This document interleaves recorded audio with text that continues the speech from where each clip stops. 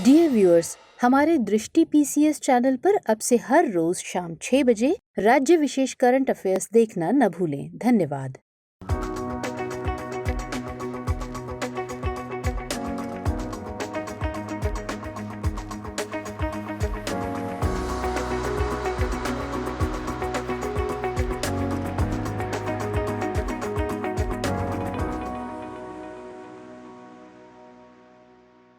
नमस्कार, दृष्टि आईएएस के टुडेज जीके प्रोग्राम में आपका स्वागत है। शुरुआत करेंगे पिछले सेशन के रिकैप से।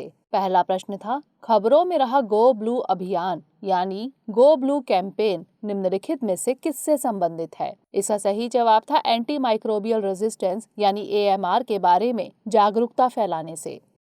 अगला प्रश्न था, वैश्विक पोषण रिपोर्ट यानी ग्लोबल न्यूट्रिशन रिपोर्ट 2021 के संदर्भ में निम्नलिखित कथनों पर विचार कीजिए।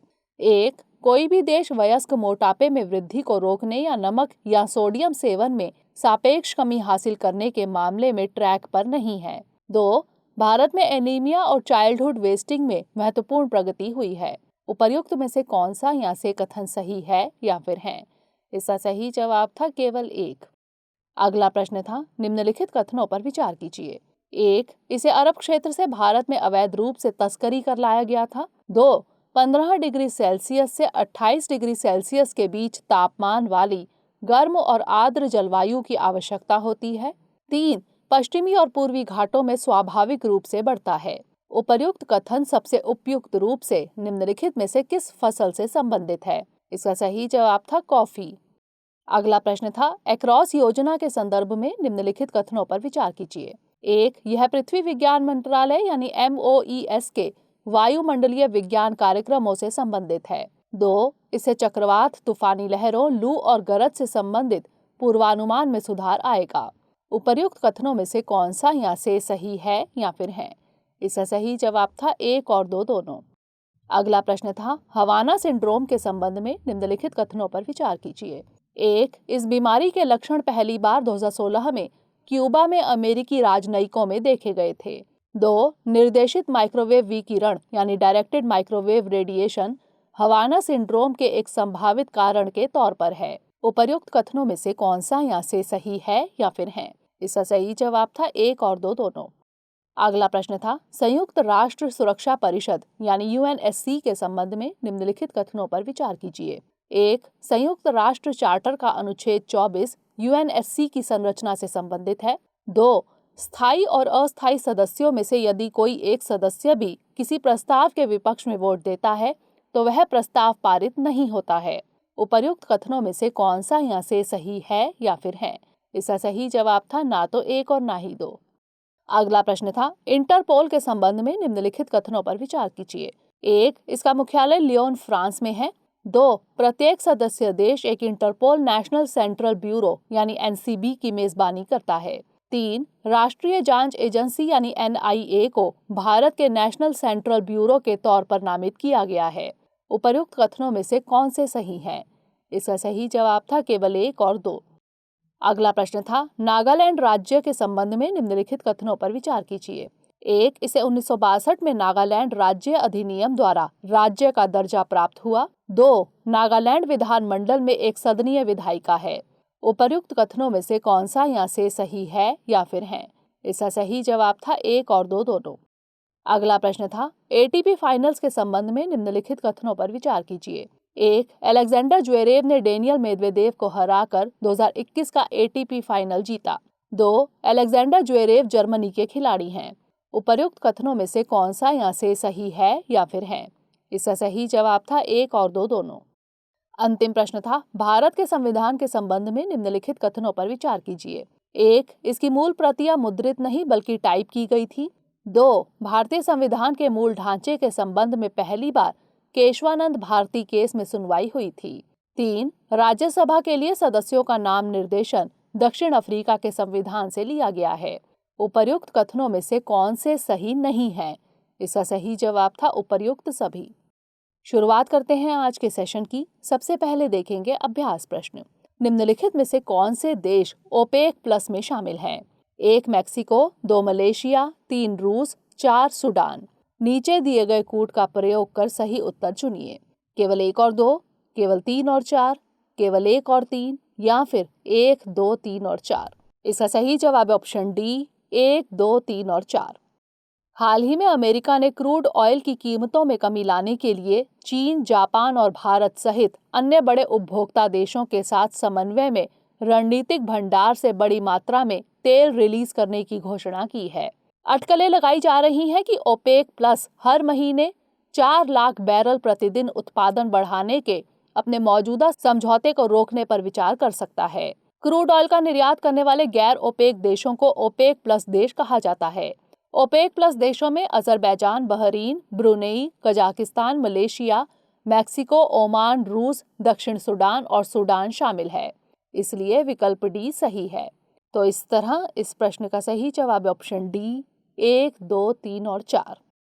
हमारे वीडियो अंग्रेजी में देखने के लिए फॉलो करें हमारा ही दूसरा यूट्यूब चैनल दृष्टि IAS इंग्लिश।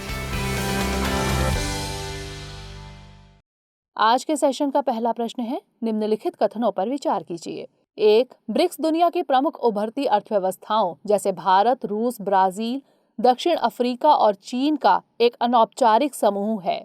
2. 13वां ब्रिक्स शिखर सम्मेलन 9 सितंबर 2021 को ब्राजील की अध्यक्षता में आयोजित किया गया। उपर्युक्त कथनों में से कौन सा यहाँ से सही है या फिर है? केवल 1, केवल 2, 1 और 2 दोनों या फिर ना तो 1 और ना ही 2? इसका सही जवाब है ऑप्शन डी, ना तो 1 और ना ही 2, यानी दोनों कथन गलत हैं। हाल ही में केंद्रीय विज्ञान और प्रौद्योगिकी मंत्री डॉक्टर जितेंद्र सिंह ने ब्रिक्स देशों के विज्ञान और प्रौद्योगिकी मंत्रियों की बैठक की अध्यक्षता की। अब जान लेते हैं ब्रिक्स के बारे में। ब्रिक्स दुनिया की प्रमुख उभरती अर्थव्यवस्थाओं जैसे ब्राजील, रूस, भारत, चीन और दक्षिण अफ्रीका के समूह के लिए एक संक्षिप्त शब्द है। 2001 में ब्रिटिश अर्थशास्त्री जिम ओ'नील ने ब्राजील, रूस, भारत और चीन की उभरती अर्थव्यवस्थाओं के लिए ब्रिक शब्द दिया। 2006 में ब्रिक के विदेश मंत्रियों की पहली बैठक के दौरान समूह को औपचारिक रूप दिया गया था, इसलिए कथन 1 गलत है। दिसंबर 2010 में दक्षिण अफ्रीका को ब्रिक में शामिल होने के लिए आमंत्रित किया गया था, जिसके बाद इसका संक्षिप्त नाम ब्रिक्स हो गया। ब्रिक्स दुनिया के 5 सबसे बड़े विकासशील देशों को एक मंच पर लाता है। यह 41% वैश्विक आबादी, 24% वैश्विक सकल घरेलू उत्पाद एवं 16% वैश्विक व्यापार का प्रतिनिधित्व करता है। BRICS के वर्ण के क्रमानुसार इस फोरम की अध्यक्षता सदस्यों देशों द्वारा वार्षिक रूप से की जाती है। 13वां ब्रिक्स शिखर सम्मेलन 9 सितंबर 2021 को भारत की अध्यक्षता में आयोजित किया गया, इसलिए कथन 2 गलत है। तो इस तरह इस प्रश्न का सही जवाब है ऑप्शन डी, ना तो 1 और ना ही 2। अगला प्रश्न है, डिजिटल सेवा कर यानी डिजिटल सर्विसेज टैक्स के संदर्भ में निम्नलिखित कथनों पर विचार कीजिए। 1. इसका मकसद डिजिटल सेवाएं प्रदान करने पर गूगल, अमेजन और एप्पल जैसी बहुराष्ट्रीय कंपनियों द्वारा उत्पन्न राजस्व पर कर लगाना है। 2. भारत में डिजिटल सेवाओं पर कर लगाने संबंधी कोई कानूनी प्रावधान नहीं है। उपर्युक्त कथनों में से कौन सा यहाँ से सही है या फिर है? केवल 1, केवल 2, 1 और 2 दोनों या फिर ना तो 1 और ना ही 2? इसका सही जवाब ऑप्शन ए, केवल 1। हाल ही में भारत और अमेरिका 1 अप्रैल 2022 से ई-कॉमर्स आपूर्ति के लिए इक्वलाइजेशन लेवी या डिजिटल कर पर सहमत हुए हैं। जान लेते हैं डिजिटल सेवा कर यानी DSTs के बारे में। ये बहुराष्ट्रीय कंपनियों जैसे गूगल, अमेजन और एप्पल आदि द्वारा कुछ डिजिटल सेवाएं प्रदान करने से उत्पन्न राजस्व पर लगाए गए कर हैं, इसलिए कथन 1 सही है। अंतर्राष्ट्रीय कर प्रणाली को बेहतर बनाने के उद्देश्य से आर्थिक सहयोग और विकास संगठन यानी OECD वर्तमान में 130 से अधिक देशों के साथ चर्चा की मेजबानी कर रहा है। इसका एक लक्ष्य अर्थव्यवस्था के डिजिटलीकरण से उत्पन्न कर चुनौतियों का समाधान भी करना है। जान लेते हैं भारत में डिजिटल सेवा कर के बारे में। हाल ही में सरकार द्वारा वित्त विधेयक 2020-21 में एक संशोधन किया गया। इसके जरिए 2 करोड़ रुपए के कारोबार वाले अनिवासी ई-कॉमर्स ऑपरेटरों द्वारा प्रदान किए गए व्यापार और सेवाओं पर 2% DST यानी डिजिटल सेवा कर का प्रावधान किया गया है, इसलिए कथन 2 गलत है। तो इस तरह इस प्रश्न का सही जवाब है ऑप्शन ए, केवल 1। अगला प्रश्न है, माइक्रोवेव हथियारों के संदर्भ में निम्नलिखित कथनों पर विचार कीजिए। 1. ये मानव और मशीन दोनों को प्रभावित कर सकते हैं। 2. माइक्रोवेव हथियारों का प्रोटोटाइप प्रदर्शित करने वाला चीन एकमात्र देश है। उपर्युक्त कथनों में से कौन सा यहाँ से सही है या फिर है? केवल एक, केवल दो, एक और दो दोनों, या फिर ना तो एक और ना ही दो। इसका सही जवाब है ऑप्शन ए, केवल एक। माइक्रोवेव हथियार ये एक प्रकार के निर्देशित ऊर्जा हथियार हैं जो किसी लक्ष्य पर तेज ध्वनि, लेजर या माइक्रोवेव के रूप में अत्यधिक केंद्रित ऊर्जा के लिए सक्षम हैं। ये विद्युत चुंबकीय विकिरणों को छोड़ते हैं जो मानव शरीर में उत्तेजना का कारण बनता है। इन्हें DEW यानी डायरेक्ट एनर्जी वेपन भी कहा जाता है। माना जा रहा है कि कई देशों ने इन हथियारों को इंसानों और इलेक्ट्रॉनिक सिस्टम यानी मशीन को लक्षित करने के लिए विकसित किया है। 2014 में चीन ने पहली बार एक एयर शो में अपने माइक्रोवेव हथियार पॉली WB1 को प्रदर्शित किया था। अमेरिका ने भी एक्टिव डिनायल सिस्टम नामक एक प्रोटोटाइप माइक्रोवेव स्टाइल हथियार विकसित किया है। यह पहला गैर घातक निर्देशित ऊर्जा काउंटर पर्सनल सिस्टम है। इसकी रेंज वर्तमान में गैर घातक हथियारों की तुलना में अधिक है, इसलिए कथन 2 गलत है। हाल ही में DRDO ने भी उच्च ऊर्जा वाले लेजर और माइक्रोवेव का उपयोग करके DEW यानी डायरेक्ट एनर्जी वेपन को विकसित करने की घोषणा की है। यह हथियार चिंता का विषय है क्योंकि यह मशीनों और इंसानों दोनों को प्रभावित कर सकते हैं, इसलिए कथन 1 सही है। ये मानव शरीर पर कोई निशान छोड़े बिना दीर्घकालिक नुकसान पहुंचा सकते हैं। तो इस तरह इस प्रश्न का सही जवाब है ऑप्शन ए, केवल एक। अगला प्रश्न है, निम्नलिखित कथनों पर विचार कीजिए। 1. तकनीकी वस्त्रों को मुख्य तौर पर उनके तकनीकी गुणों और कार्यात्मक आवश्यकताओं के लिए निर्मित किया जाता है। 2. सरकार ने टेक्निकल टेक्सटाइल सेक्टर में स्वचालित मार्ग यानी ऑटोमेटिक रूट के तहत 100% FDI को मंजूरी दी है। 3. तकनीकी वस्त्र उत्पादों के निर्माण में लगी संस्थाओं को amended technology upgradation fund scheme यानी ATUFS के तहत सहायता दी जाती है। उपर्युक्त कथनों में से कौन सा यहाँ से सही है या फिर है?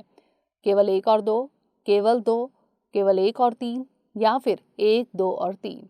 इसका सही जवाब है ऑप्शन डी, 1, 2 और 3, यानी सभी कथन सही हैं। तकनीकी वस्त्र वे सामग्री या उत्पाद हैं जिन्हें मुख्य रूप से सौंदर्य विशेषताओं के बजाय उनके तकनीकी गुणों और कार्यात्मक आवश्यकताओं के लिए तैयार किया जाता है। इनका ऑटोमोबाइल, सिविल इंजीनियरिंग और निर्माण, कृषि, स्वास्थ्य देखभाल, औद्योगिक सुरक्षा, व्यक्तिगत सुरक्षा इत्यादि सहित विभिन्न उद्योगों में इस्तेमाल होता है, इसलिए कथन 1 सही है। भारत में तकनीकी वस्त्रों के विकास ने पिछले 5 वर्षों में रफ्तार पकड़ी है, जो वर्तमान में प्रतिवर्ष 8% की दर से बढ़ रही है। अगले 5 वर्षों के दौरान इस वृद्धि को 15 से 20% करने का लक्ष्य है। इसका मौजूदा वैश्विक बाजार लगभग $250 बिलियन का है और इसमें भारत की हिस्सेदारी लगभग $19 बिलियन है। इसके सबसे बड़े भागीदारों लगभग 20 से 40% में अमेरिका, पश्चिमी यूरोप, चीन और जापान शामिल है। टेक्निकल टेक्सटाइल सेक्टर में स्वचालित मार्ग के तहत 100% FDI यानी प्रत्यक्ष विदेशी निवेश की अनुमति है, अतः कथन 2 सही है। इसका मकसद निर्यात में सुधार करना और अप्रत्यक्ष रूप से वस्त्र या कपड़ा मशीनरी में निवेश को बढ़ावा देना है। तकनीकी वस्त्र उत्पादों के निर्माण में लगी संस्थाओं को ATUFS यानी amended technology upgradation fund scheme के तहत सहायता दी जाती है, अतः कथन 3 सही है। तो इस तरह इस प्रश्न का सही जवाब है ऑप्शन डी, 1, 2 और 3। अगला प्रश्न है, निम्नलिखित कथनों पर विचार कीजिए। 1. तकनीकी रूप से सक्रिय नवीन वलित पर्वतों की उपस्थिति के कारण भारत भूकंप प्रभावित देशों में से एक है। भारतीय मानक ब्यूरो यानी BIS द्वारा भारत को 4 भूकंपीय जोन्स में बांटा गया है। उपर्युक्त कथनों में से कौन सा यहाँ से सही है या फिर है? केवल 1, केवल 2, 1 और 2 दोनों, या फिर ना तो 1 और ना ही 2। इसका सही जवाब है ऑप्शन सी, 1 और 2 दोनों। तकनीकी रूप से नवीन वलित या मोड़दार पर्वतों की उपस्थिति के कारण भारत भूकंप प्रभावित देशों में से एक है, अतः कथन 1 सही है। अतीत में आए भूकंप और क्षेत्र के टेक्टोनिक सेटअप से संबंधित वैज्ञानिक इनपुट के आधार पर भारत को 4 भूकंपीय जोन यानी 2, 3, 4 और 5 में विभाजित किया गया है। पहले इसे भूकंप की गंभीरता के संबंध में 5 जोन में विभाजित किया गया था। हालांकि भारतीय मानक ब्यूरो यानी BIS द्वारा पहले 2 जोन को एकीकृत करने के बाद को भारत को 4 भूकंपीय जोन में बांटा गया, इसलिए कथन 2 भी सही है। BIS भूकंपीय खतरे के नक्शे और कोड प्रकाशित करने वाली एक एजेंसी है। तो इस तरह इस प्रश्न का सही जवाब है ऑप्शन सी, 1 और 2 दोनों। अगला प्रश्न है, विश्व व्यापार संगठन यानी WTO के संबंध में निम्नलिखित कथनों पर विचार कीजिए। 1. भारत 1947 के general agreement on tariffs and trade यानी GATT और बाद में इसकी जगह लेने वाले WTO का संस्थापक सदस्य देश है। 2. विश्व व्यापार संगठन वार्ता के तहत एक विकसित या विकासशील देश के संबंध में स्पष्ट परिभाषा है। उपर्युक्त कथनों में से कौन सा या से सही है या फिर है? केवल 1, केवल 2, 1 और 2 दोनों, या फिर ना तो 1 और ना ही 2। इसका सही जवाब है ऑप्शन ए, केवल 1। भारत, रूस और चीन के विदेश मंत्रियों ने विश्व व्यापार संगठन के साथ एक पारदर्शी, खुली, समावेशी और गैर भेदभावपूर्ण बहुपक्षीय व्यापार प्रणाली का समर्थन किया है। जान लेते हैं विश्व व्यापार संगठन यानी WTO के बारे में। इसकी स्थापना 1 जनवरी 1995 को हुई थी। इसका मुख्यालय जिनेवा, स्विट्जरलैंड में है। 1947 के general agreement on tariffs and trade यानी GATT की उरुग्वे दौर 1986 से 94 की वार्ता के बाद विश्व व्यापार संगठन यानी WTO का निर्माण हुआ। WTO एक अंतर्राष्ट्रीय संगठन है जो सदस्य देशों के मध्य व्यापार के नियमों को निर्धारित करता है। भारत 1947 के GATT और बाद में इसकी जगह लेने वाले WTO का संस्थापक सदस्य है, इसलिए कथन 1 सही है। WTO वार्ता में एक समस्या है कि इसमें एक विकसित या विकासशील देश के संबंध में कोई सहमत परिभाषा नहीं है, इसलिए कथन 2 गलत है।